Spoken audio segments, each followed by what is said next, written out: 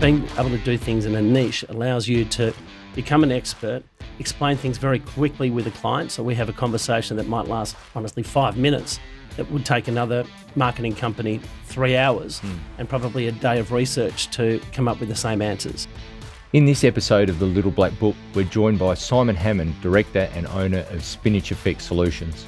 After a successful corporate career, Simon established Spinach Effect, which is a full-service marketing and advertising partner to the hearing care, aged care and healthcare industries.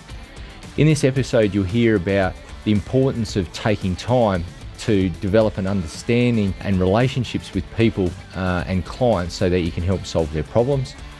You'll hear Simon talk about the impact of a relationship breakdown on him personally and his business and the importance for him of getting counsel and help to work through that scenario. He talks about the development of a clear niche product and staying focused within that niche and how important that's been to the growth of his business. Simon talks about his life by design and how that life forms a basis for all his actions in business.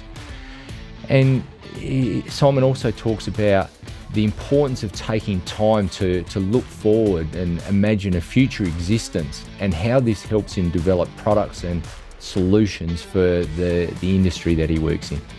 Welcome to The Little Black Book, a podcast for entrepreneurs by entrepreneurs who provide their first-hand experiences to help others learn and grow. This podcast is brought to you by Altitude Advisory. Altitude Advisory is a modern business advisory firm helping business owners build a better business for a better life. Favourite movie of all time? Very hard to answer because I'm a bit of a cinephile, but given the fact that my son's name is Willis after the greatest actor of the greatest 80s action film, I'd have to go with Die Hard or potentially maybe even a rom-com like Serendipity starring Kate Beckinsale. Okay. I tend to like to have a cry in movies too. Right, okay. Feel my feelings. Touch with your emotions. Yeah. So great action film, but also arguably one of the greatest Christmas movies of all time too. Arguably, obviously these days I'm more of a Marvel Cinematic Universe fan. Yeah. But going back to the 80s, it was definitely Die Hard. So in your house at Christmas time, does Die Hard get the rerun like National Lampoons or anything like that? Always comes up as the favourite Christmas movie in conversations around the Christmas table. Yeah. In our house, for sure. Cool. What about a book that you read as a child or a young old adult that's had a profound experience on you and why? There was a book called The Celestine Prophecy by James Redfield. It was written as a bit of a psychological and almost like a religious spiritual fantasy book, but there were a number of insights in that book which really struck me at a young age. Things like every single person that comes into your life for a reason, and they have meaning for you or they have a lesson that you can take with you. And I think that kind of way of looking at the world has influenced the kind of person I am, probably far more than some of the other religious fantasy books that you can pick up off a shelf. Yeah. And that's interesting. I mean, we've known each other for a while and just drawing from there, I see you a lot, at the golf club that we play at. You're friends with everybody. You're connected with everybody in some way that, you're comfortable to go here or you're comfortable to go there, which is interesting in drawing from that you got something to learn or something to gain. And I also think that probably relates to my career as a marketer. You can't be a good marketing person if you don't understand people. Yeah. So I love conversations and I love learning about people. And people of all ages too, not just, people who are in business or my age group or, my socioeconomic level. Yeah. Everyone. Yeah. Most transformative travel experience that you've ever had? So hard to say because, my passport has been stamped that many times based on probably my personality a little bit.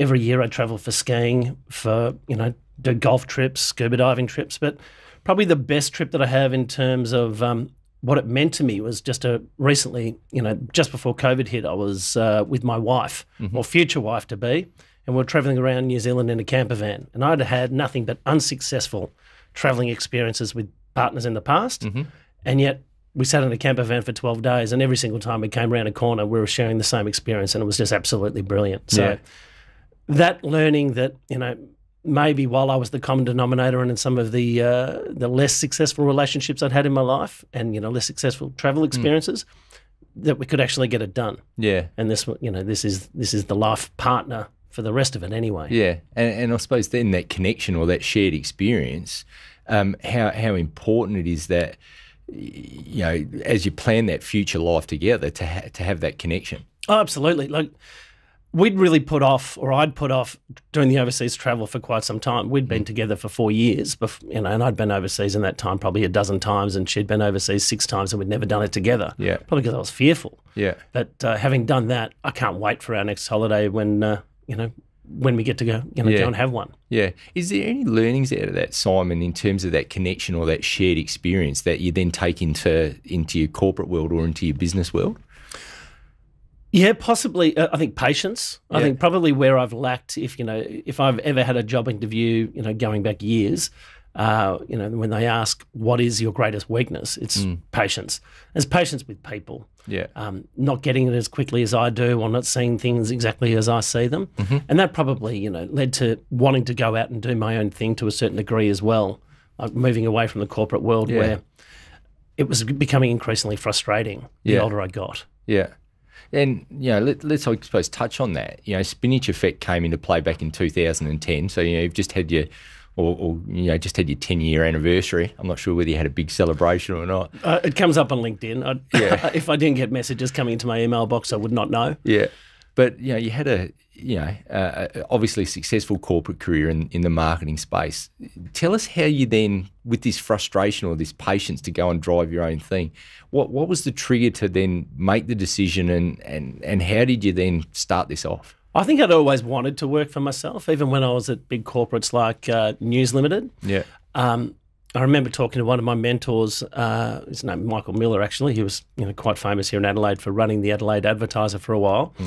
About the fact that I wanted to be more of a generalist. And I think in the corporate world, you become a specialist more than anything else. You know, if you narrow one area, that's a pathway to success. Yeah. Whereas I wanted to be more running my own domain. And I think being at the age of 35 with young children at the time, you know, my daughter was approaching 10, the 2 kids were approaching high schools. Yeah. I started thinking, if I don't do it now, I'm never going to do it. And how does that look when I have, you know, $40,000, you know, $50,000 worth of school fees coming in every day? Yeah.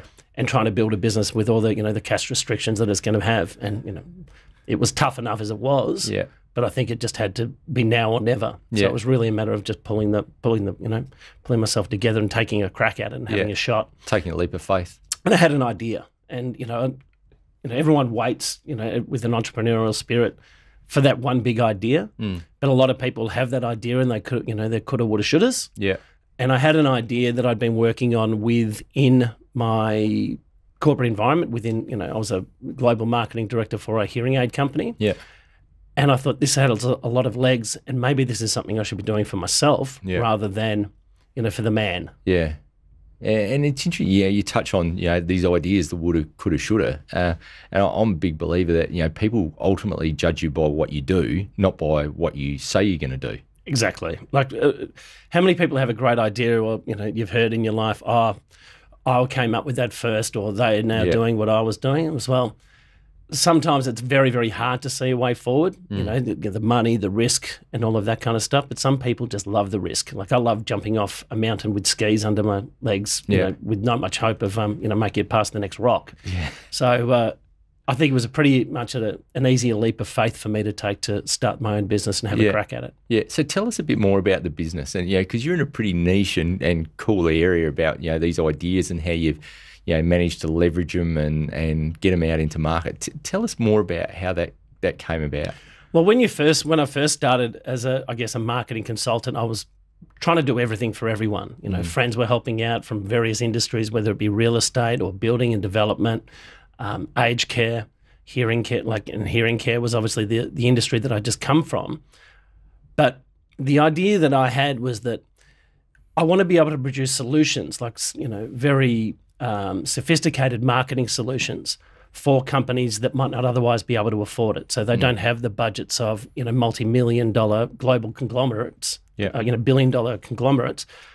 But if I can do things and then package them and basically make them modular, whether that be an advertising campaign that we can run for a client in Melbourne and then rebrand it for a client in Queensland and New South Wales, Canada, the US, even England, then there's value for money, for the client, obviously, because they're getting a level of professionalism that they wouldn't otherwise be able to access. Yeah.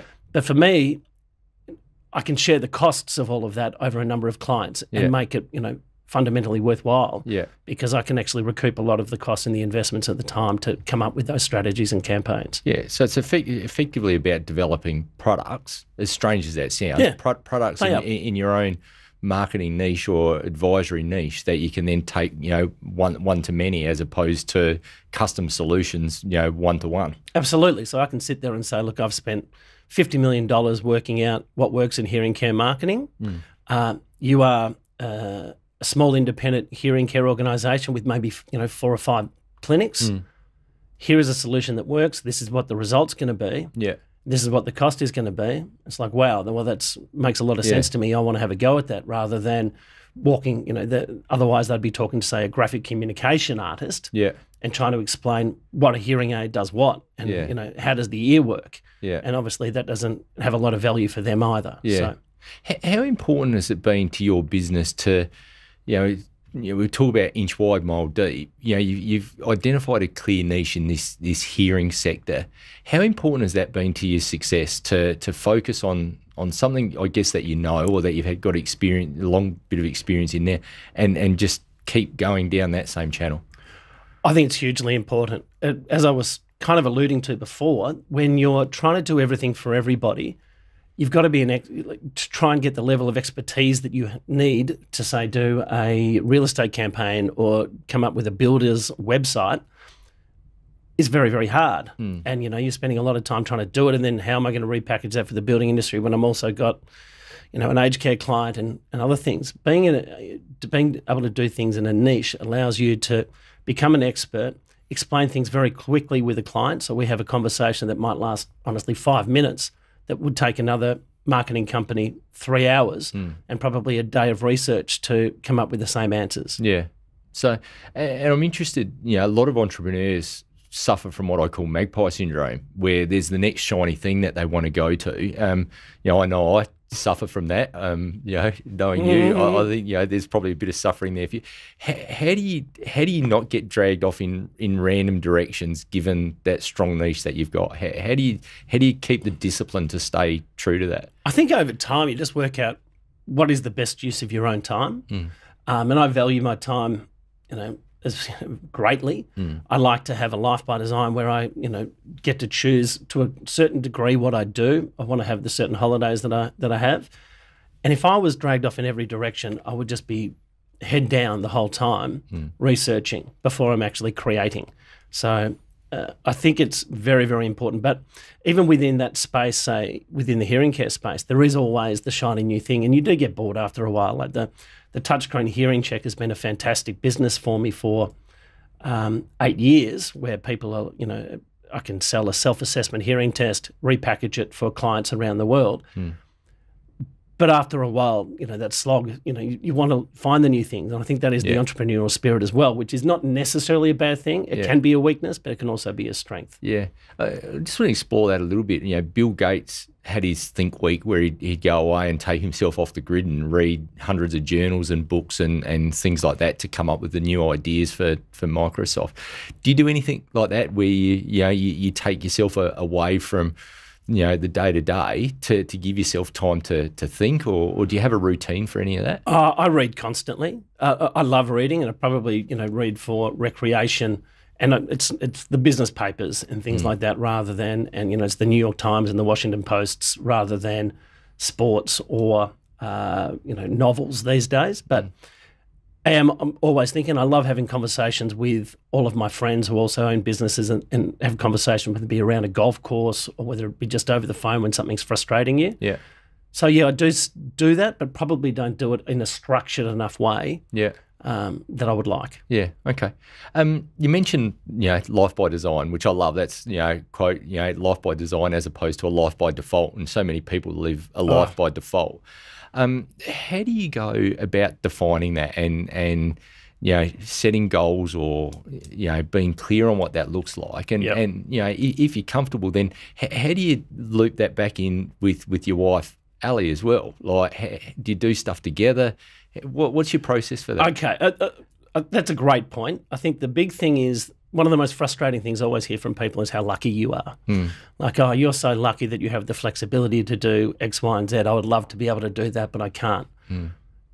Everywhere where anybody is, I believe, like in business, has been the result of a number of decisions that they've made along the line. So whether it be going into business for yourself, focusing on a niche area, etc., that all allows the ability to have the life that you want. And it always starts for me now. The older I get, the more it is this way. Is like, how do I see my life away from work, and how do I achieve that life through work, rather than the other way around? Ali, thankfully, my wife is a very bright person who has a career that she loves in academia, and that, like, being in a relationship with somebody who has a very stable and steady 9 to 5 probably works very well for us, because I couldn't be married to myself. I'd go nuts, and she would go nuts, and I don't think it would last very well. I've tried that with a super competitive person in the past, and let's just say it didn't work. Didn't work. So, yeah. Going back to the question, her patience and her wanting to, but I think over time, Ali has also probably seen a little bit more my way as well. Like, doesn't necessarily worry, like she's a mad budgeter and things like that. But I'm more of if there's an opportunity, take it, because come the end of my days, or at least the way I look at the world, I'll be the sum of my experiences rather than the sum of the possessions that I have in the garage. Actually, the garage is probably one place I don't mind having possessions, but everywhere else it doesn't really bother me. But let's enjoy life as we go, rather than wait for this big moment in life. It's like if and when and and this happens, and then I'll be happy, and then I'll start living my life. It's every day. That's very cool. And I think you made a really important point there, and I talk to a lot of clients and business owners about this, the importance of setting business goals, or personal goals and personal objectives before you even think about doing anything with the business. Because a lot of people say, well, I'm going to go and build a business, or I'm going to go and do this, and then all of a sudden they realise that their personal life is in the toilet. They've worked too much, and their wife hates them, and their kids don't talk to them, and they've got no friends, and they've got all this money, or they've got this successful business, but their personal life is off the rails. I don't think anyone's ever sat there on their deathbed and said, geez, I wish I had spent more time in my business and less time with my family and my friends. But then again, like, what motivates people is different. Like, some people no doubt live for the kill, live for the thrill of the deal and the thrill of the kill in business.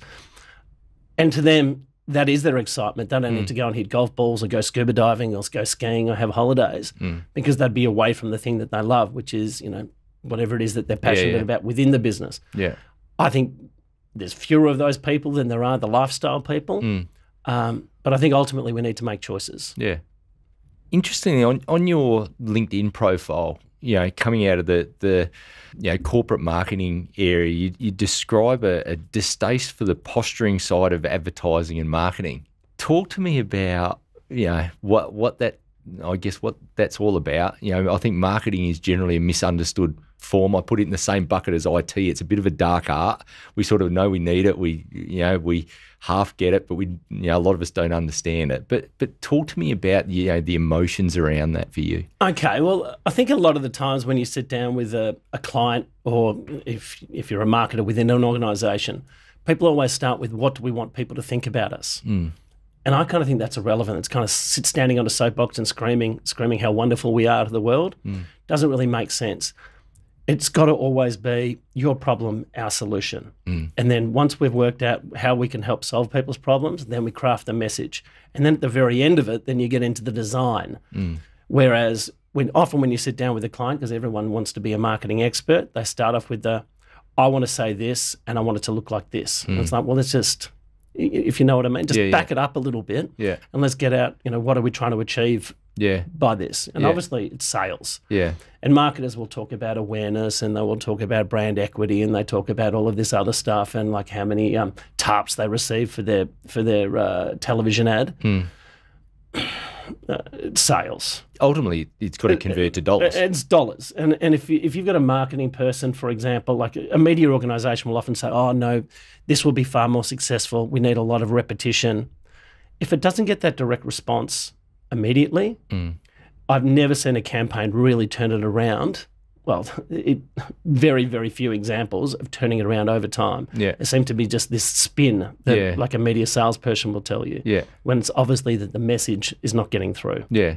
And I think sometimes with that, in some of the experiences that I've had, is that marketing companies or marketing consultants can make you look really good, but it doesn't convert to dollars. Yeah. And I think the key message there is, well, at the end of the day, whatever you do in this market, it has to translate to money in the bank and revenue. Absolutely, and I think I also believe that whatever you do, it's almost the law of diminishing returns. You do it once, you're going to get a result. Yeah. You do it the next time, you're going to get a slightly lesser result, and then a lesser result, and a lesser result. Whereas a lot of marketing people will try and spin it back the other way. Yeah. And I don't think that works for most businesses. Yeah. And I say most businesses. Yeah, cool. So then for other entrepreneurs out there and other business owners out there, how do you suggest they work best with marketing consultants in that space? How do they cut through that, I'll call it the fluff, that they might otherwise be, being dished up? I think you've got to allow a marketing person to understand your business intimately and understand your goals and your mission and what the organisation can potentially do for customers intimately. And that takes time. And you've got to be able to take the time to explain it. And don't sit there and think you've got the solution, or my wife had a great idea, or my daughter came up with a great idea for a campaign last night. And feel free to share them, but don't be upset when the expert on the other side of the table rejects them. If they can understand the business and what you're trying to achieve, and then work with you on what the best messaging is, that's probably the best way to start. And probably take ego out of it a little bit as well, reverse engineer it so you're not thinking about what do we want the world to think about my business. Yeah. Now, it's great if they think your business is fantastic and the most elite car company, for example, in the entire world. But if you don't sell a car, what's the point? Yeah. No, it's cool. I mean, it's really good advice. Technology and leverage for you has been something that's really important and I guess enabled scale. How do you keep focused and that focus on innovation and new ideas to keep things moving for you? I think you've always got to just take time. Like I say, every few years, just sit back and say, if we were to start the business again today, what is the best way to run that business? Now, obviously, you can't just drop what you're doing and do it. But if you were to build everything that we're trying to do, how would it look today? And obviously technology plays a huge part of that. After my marketing degree, and like I was working at newspapers and the internet was coming in, I kind of saw a bit of a death knell for newspapers, particularly in the advertising space. So which we've seen. Yeah, which we've seen. But like at the time, no, of course, that wasn't going to happen. You'll have every managing director at the time of newspapers saying, no, everyone's always going to want to sit down with their newspaper in the morning and et cetera. It's like, well, that hasn't happened. Now we just flick through our phones. And unfortunately, media has been completely fragmented as well. So I wanted to get into the internet side, went and did a postgrad. But it's always marketing is best when it's fully reportable and you've got ways of like working with your customers. So technology often supplies the solutions for all of that. Yeah. What are some of the obstacles, mate, that you've had on this entrepreneurial journey that you've had to overcome? I thought about this, obviously, well, early doors, it's always cash flow. But I think the biggest, in my career, the biggest obstacles have always been personally related, which then throw a spanner into the works of your business life rather than the other way around. So like when I was 24 years old and I was living in London, had a ripping job, loving my career, and then my ex-wife and I had just become pregnant. And she, we'd been through the hospitals in London and didn't want to have the baby there and wanted to come back. So all of a sudden that career's thrown into a mix. And then later on with separation, moving away from a family business that I was running, because I needed to be a father to my children. I chose to be a father to my children who had been moved by their mother here to Adelaide. So little things like that. But I guess, you deal with the cards that, you play the best poker with the cards that you're dealt. Yeah. And that's the way I kind of look at life. Like no real excuses. Nobody else is, to blame for any of these things. Yeah. And obviously the struggles with cash flow. Whilst, I'm developing a major touchscreen, the hearing check solution, which has a huge back end and, hundreds of thousands of dollars of, costs of development. Yeah. That need to be funded from somewhere. So you're really just scratching around trying to do everything you possibly can to fund that, and then also finding the time to be working on, the major project or, the end game, later on during the day or at night. Yeah. Can we, I'd like to, it's really good insight. I want to just circle back to, you just mentioned, your relationship breakdown with your ex-wife and the disruption, or how do you manage as a business owner? I mean, I haven't been through something like that, and, touch wood, I won't, but having been through, how do you balance the emotional distraction and having kids and being away from kids and then doing all this other stuff and still stay focused on your business? How did you manage to do that? I would love to say that I remain balanced and focused and everything else, but I think that's completely unrealistic. I think anyone who's ever been through a traumatic separation and wondering, what your access to your kids is going to look like and things like that, it's exhausting and it's hard, and there's really, really dark periods, but ultimately you always come back to, I can't afford to fail. Like, if I'm going to provide the life that I want for my family and my children and myself, you've got to pick yourself up eventually. Yeah. But look, I won't lie, there were times where I'd crafted emails that were like 5 pages long to my ex-wife trying to, make her see a particular point of view, and then deleted the whole thing before it even got sent. So I think you need to talk to people a lot. I certainly wouldn't, suggest that, I would certainly recommend talking to counsellors to help you through that, to try and adjust to it as well, because it's extremely hard and extremely exhausting, and I don't think anyone's really been through it. Anyone that's going through a breakup that said, oh, this is going to be all fine, I'll always say just wait. Yeah. Because it doesn't always turn out that way. And I suppose that extends, not just probably to that advice or that experience, not just to personal relationship breakdown, but, relationship breakdown with business partners and so on. Even though you don't necessarily go home to those people, the trauma attached to that is, I'm sure is quite similar. So, sure. that communication and stuff like that is seeking critical. counsel. Yeah. It's not a very Australian thing to do, but particularly for men. But I've many times put up my hand to my mates and said, I'm in, mates and also a counsellor, and said, look, I'm in trouble here. Yeah. I need you to get around me because, this is a pretty dark time in my life. And, I was very lucky to have the kind of people around me that would do that and did do that for me. And I think that's a really great message. And I know we've got a good buddy down at the golf club as well. And he's, one of his common sayings at the minute is men need men more than ever. So, I think that's a really good point to, be able to get around your friends and your colleagues and, help them out and hopefully there to help you out when you need it. Absolutely. Yeah, that's great. Thank you for that share, mate. Seeking help is very important. Yeah. Any goals that you've set yourself that you're yet to accomplish? Other than a handicap in less than 3 and starting to play some representative golf for Kooyonga, I would say I do want to always, move towards a life where I get to choose what I get to do every day, with a younger wife and probably a baby on the way within the next couple of years. It's certainly not stop time for Simon Hammond. So I've always got to look for the next thing. So the kind of success that I had with the touchscreen hearing check, I want to replicate with other business ideas that I'm, in the process of working at the moment. One is an online hearing test that can be placed on clients' websites, where they can gather leads and have even like a pre-programmed fit of a hearing aid to somebody they might not even see, because the hearing test is that good. Also launching a hearingworld.com, which is a website which will sell pre-programmed hearing aids and self-programmable hearing aids, because I believe that the industry will probably move that way. There'll always be a job for audiologists in terms of hearing care. But the actual technology side is going to continue to get so good that a lot of that can be done remotely. Yeah. And if it's done remotely, it opens up great opportunities for people, but people who don't move, or audiologists that don't move with the times, might be in trouble as well. So I'm just trying to get ahead of that game on behalf of my clients and customers as well. Yeah, it's a bit like the newspaper advertising. Yeah. You've got to see what's coming. Yeah. And you can sit there and resist and put your head in the sand as much as you possibly want to. Yeah. But you're going to get burnt at the end of the day if you don't move and keep moving. Yeah, cool.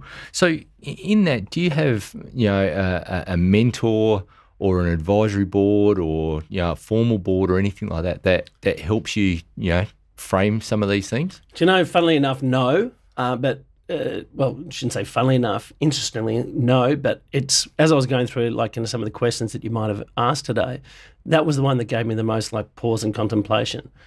Given the fact that my staff are overseas, my clients are all around the world, I don't get that structured kind of conversation with people on a day-to-day basis, and I miss it. Being a bit of an extrovert anyway, like I do miss that kind of conversation. I would absolutely love to explore the idea of a mentor, which is something that I might not have given enough focus to in the past. Yeah. You mentioned that, Michael Miller was an early mentor for you. He was one of them. Tony Prowse, who was a director of Herald and Weekly Times as well. Michael Miller, who was a young up and coming marketer at News Limited, and now he's like doing exceptional things within the News Limited organisation still. But you do, once you go out into business for yourself, that mentorship, you do miss that. That's probably the one thing I miss out of the corporate world the most, like having that person that you can talk to. And one of the greatest pieces of advice that Michael Miller once taught me is like, and I was probably only 21, 22 at the time, young upstart at Herald and Weekly Times in Melbourne. He said, just walk around the building, once or twice a week. Have a problem in your head that you would like, to discuss with people. And when you see an open door to one of the directors, just go in and say, look, hi, I was just walking past, but you might actually have a bit of an idea for me here. Yeah. That, on blah, blah, blah, whatever the issue that you're dealing with is. Yeah. And then I remember sitting in a director's meeting at the age of 22, standing in for my boss, in our, team of 47 was in our department. And I was looking around the table and I was getting all these nods from people going, oh, there's my guy. Yeah. There's my kid. And you do miss, I miss that aspect of it as well. Like where, asking people for help. People like being asked for help, don't they? Like they ask being asked for their opinion. Yeah. So, I definitely will be looking into that. Cool. Mate, thank you. Appreciate your time. Thanks for joining us. Good on you, Andrew. Cheers, mate. Hi, I'm Simon Hammond, the owner and director of Spinach Effect Solutions. Thank you for joining us on The Little Black Book.